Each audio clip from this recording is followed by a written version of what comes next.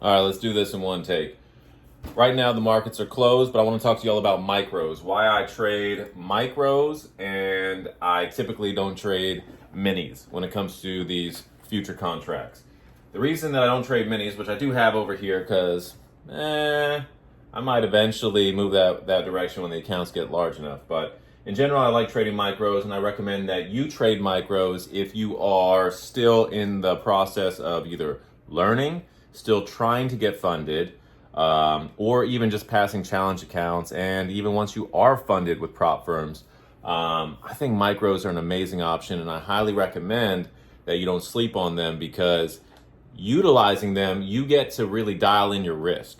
Okay, you get to determine like really precise risk amounts because a micro is a tenth of a regular mini. So I noticed that going from the minis to the micros when passing challenge accounts and growing the funded accounts and everything like this, you're more likely to not blow an account, of course, because you have more at bats, right? You have more opportunities to trade. Let me get that thing out of the way.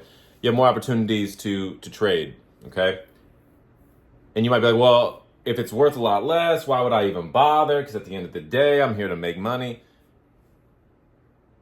I do it, the way that I do it is I always start light. I start small on a position and I scale into that position to achieve what an E-mini or a couple E-minis or 5 E-minis would be able to provide, right?